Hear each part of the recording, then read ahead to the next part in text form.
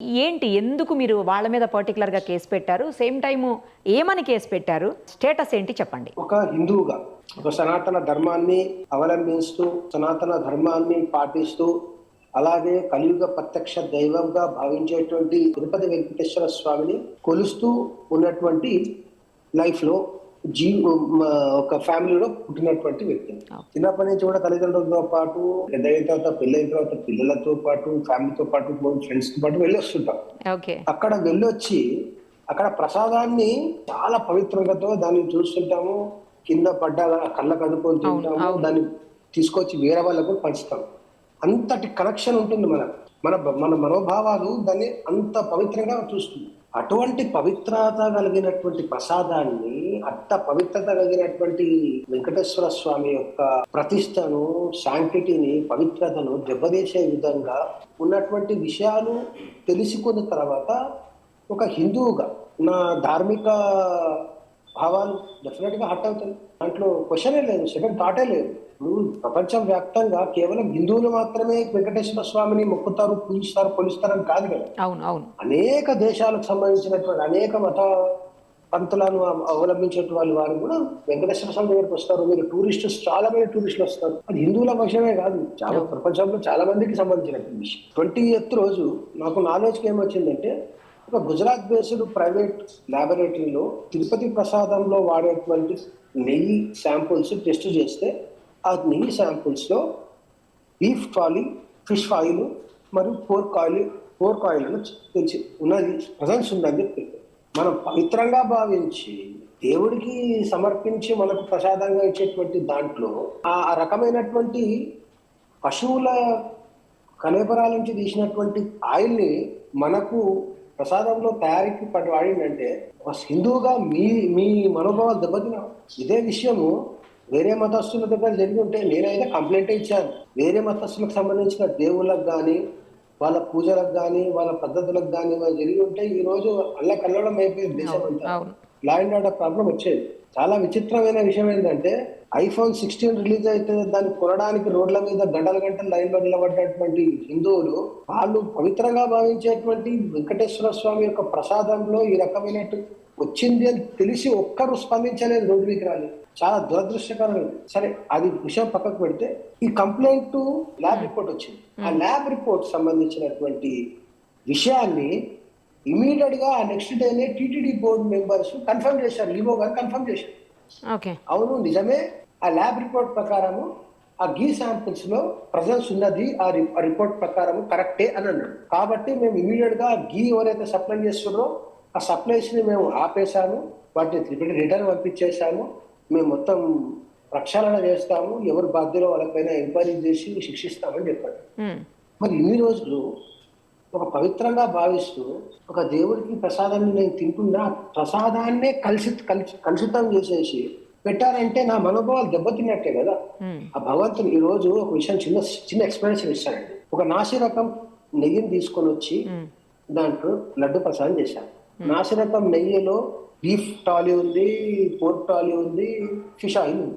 మనం తిరుపతి దేవస్థానంలో కిచెన్ ఎక్కడ ఉంటుందండి? వెంకటేశ్వర స్వామి టెంపుల్ పక్కనే ఉంటుంది, కోర్టు వాడరు దాన్ని, లడ్డూలు తయారు చేసే ప్రాంతం. ఈ మొత్తం టెంపుల్ పైన, తిరుమల పైన నాన్ వెజ్ నిషేధం కదా. అవును. మందు, మద్యపానము, సిగరెట్, గుట్కా నిషేధమే కదా. అవును. అవును. నిషేధ ప్రాంతానికి ఆ చనిపోయిన జంతు కలేబరాల నుంచి తీసినటువంటి ఆయిల్ ని తీసుకొచ్చి ఫస్ట్ వైలేషన్ అక్కడ చేసింది, పవిత్రత భంగం కలిగించారా. దాన్ని కిచెన్ లో తీసుకెళ్లి ఈ ప్రసాదం తయారీలో దాన్ని వాడినరా. తయారు చేసే వాళ్ళు అయితే వైష్ణవ సాంప్రదాయానికి చెందినటువంటి వాళ్ళే కదా. వాళ్ళ చేత ఒక నాన్ వెజ్ కి సంబంధించినటువంటి ఒక ఆయిల్ వాళ్ళ చేతికి అంటినట్టే కదా. అదే ప్రసాదాన్ని తీసుకుపోయి భగవంతునికి సమర్పించారు కదా. ఆ సమర్పించిందే ప్రసాదం అని చెప్పి మనకు పంచిరు కదా. ఇంత పవిత్రమైనటువంటి ప్లేస్ ను అపవిత్రం చేయడమే కాకుండా ఆ అపవిత్రపు ఆయిల్ గీతోటి వాడినటువంటి ప్రసాదాన్ని దేవునికి సమర్పించి మనకి ఇస్తే, మనం దాన్ని పవిత్రంగా భావించి తింటే, ఈ రోజు నేను మాంసాహార హిందువులు, చాలా మంది శాకాహారాన్ని తింటారు. వాళ్ళ ఎంత నిష్టతో అయితే వాళ్ళు శాకాహారాన్ని పాటిస్తున్నారో వాళ్ళ నిష్టను భంగం కలిగించినట్టే కదా ఈరోజు. మరి ఇన్ని తప్పులు జరిగితే, ఇంత పవిత్రమైన ప్లేసెస్ ని, ప్రసాదాలను, దేవుని గుడిని, ఆ ప్రాంతాన్ని అపవిత్రం చేసినటువంటి ఇంత పెద్ద పని జరిగితే కంప్లైంట్ ఎందుకు ఇవ్వద్దండి? కంప్లైంట్ ఇవ్వాల్సిందే ఈ విషయంలో. ఇది డెఫినెట్ గా నా ఒక్క మనోభావాలే కాకుండా హిందువుగా యావత్ భారతదేశంలో ఉంటే హిందువులు మనోభావాలు దెబ్బతీయించినట్టే, అలాగే ఆ భగవంతుని పవిత్రతను దెబ్బతీయడమే, ఆ ప్రసాదం పవిత్రతను కూడా దెబ్బతీయడం. మనము టీవీలో చాలాసార్లు చూసామండి. ప్రెసిడెంట్ ఆఫ్ ఇండియా వస్తారు, వైస్ ప్రెసిడెంట్ ఆఫ్ ఇండియా వస్తారు, తిరుమలకు ప్రైమ్ మినిస్టర్ వస్తారు, అనేక council of ministers, state president, state గవర్నర్లు వస్తారు, చీఫ్ జస్టిస్ ఆఫ్ ఇండియా నుంచి అనేక రకమైన జడ్జిలు వెళ్తారు. అందరు కూడా పవిత్ర భావమనే వెళ్తారు కదా.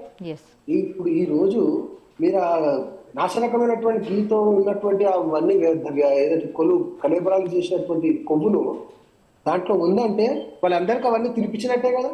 ప్రధానమంత్రి గారు తిరుమలకు వచ్చారు. తిరుమలకి ఆయనకు వచ్చినప్పుడు ఆయనకు శాల్వాతో సత్కరించి దేవుని ప్రసాదంగా లడ్డూనే ఇచ్చారు కదా. దాంట్లో కూడా ప్రజెంట్ ఉన్నట్టే కదా, ఇదంతా జరిగినట్టే కదా. ఈ ల్యాబ్ ప్రకారం టీటీడీ బోర్డు చైర్మన్ కన్ఫర్మ్ చేస్తే ఇప్పుడు ఎవరిని నమ్ముతామండి? ఎవరో బయట వాళ్ళు వచ్చి చెప్తే నమ్మలేం కదా. టీటీడీ బోర్డు చెప్తేనే నమ్ముతాం మనం. టీటీడీ బోర్డు చెప్పింది కాబట్టి నేను నమ్ముతున్నా. ఈ టోకన్లు ఉన్నాయి, ఈ రోజు దర్శనం లేదు అంటే నమ్ముతాం. దర్శనం ఉంది ఈ రోజు అంటే నమ్ముతాం. అవును, ఆ లడ్డూలో జంతు కళాపాలకు సంబంధించినటువంటి కొవ్వును ఆ గీలో వేయడము, ఆ గీ తోటి ప్రసాదం తయారు చేశారు, మొత్తం అపవిత్రమైంది కాబట్టి సంప్రోక్షణ చేస్తున్నామని చెప్పారు. కాబట్టి నమ్మినామండి, నమ్మి కంప్లైంట్ ఇచ్చాం. తప్పే ఉంటారు. అంటే చాలా మంది క్వశ్చన్ చేస్తున్నారు, అట్లా కంప్లైంట్ ఇస్తారు, పొలిటికల్ గా ఎవరో చీఫ్ మినిస్టర్ స్టేట్మెంట్ ఇచ్చిన తర్వాత కంప్లైంట్ ఇస్తారంటే నేను చీఫ్ మినిస్టర్ని ఎక్కడ కోట్ చేయలేదు దీంట్లో నా కంప్లైంట్. నేను సోషల్ మీడియాలో చూసినటువంటి ల్యాబ్ రిపోర్ట్ ఇక్కడ పెట్టాను నేను. Lab report NDDB calf limited వాడు ఇచ్చినటువంటి రిపోర్ట్, దాన్నే తిరుపతి దేవస్థానం బోర్డు కన్ఫర్మ్ చేసింది. ఈవో గారు స్టేట్మెంట్ ఇచ్చారు. నా దగ్గర మొత్తం ట్విట్టర్ లో చూడండి, టీటీడీ దేవస్థానంది మొత్తం కన్ఫర్మ్ చేశారు, రిపోర్ట్స్ పెట్టారు.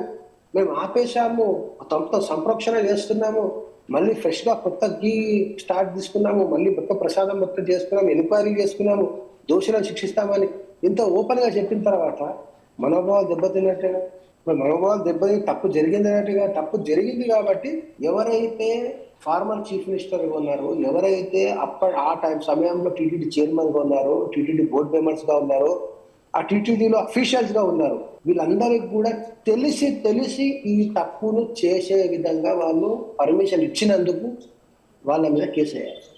తెలుసు నాశరకం అని చెప్పి తెలిసినాక ఎందుకు అలవ్ చేసినావు? నీ జోబులో నుంచి డబ్బులు ఇచ్చి నువ్వైతే నెయ్యి తెస్తలేవు కదా. భక్తులు దేవుని మీద నమ్మకంతో హుండీలో వచ్చే డబ్బులు కానుకలనే మీరు ఆ దాని డబ్బులతో తీసుకొస్తున్నారు కదా. ఎవరు జోబుతో తీసుకుంటారు. ఇంకా పైగా భక్తులు కానుకలుగా వేసే డబ్బుల నుంచే మీరు హానోరేరియం తీసుకుంటారు. టీటీడీ చైర్మన్ కానీ, బోర్డు మెంబర్స్ కానీ, అఫీషియల్స్ అందరూ జీతాలు తీసుకుంటారు. భక్తుల జీతాలు, భక్తుల డొనేషన్స్, కానుకలతోటి మీరు చేయాల్సిన సర్వీస్ చేయకుండా దాంట్లో ఇంకా ఏదో కలుషితమైనటువంటి నెయ్యిని తీసుకొచ్చి కలిపింది కాకుండా అపవిత్రం చేసి అపవిత్రంతో తయారు చేసినటువంటి ప్రసాదాన్ని తీసుకుపోయి దేవునికి నైవేద్యంగా పెట్టి దాన్నే మాకు ప్రసాదంగా పంచడం ఎంత పెద్ద తప్పండి. ఇప్పుడు ఎవరెవరి మీద పెట్టారండి కేసు మీరు?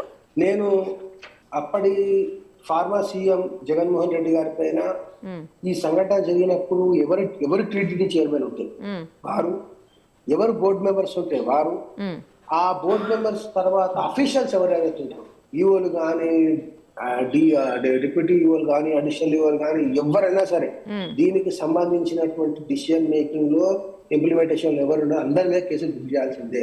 ఎక్కడండి కంప్లైంట్ చేశారు? హైదరాబాద్ పోలీస్ స్టేషన్ ఇవ్వడం జరిగింది. మా రెసిడెన్స్ ఉన్నటువంటి లోకల్ హైదరాబాద్ వస్తుంది కాబట్టి అక్కడే ఇచ్చాము.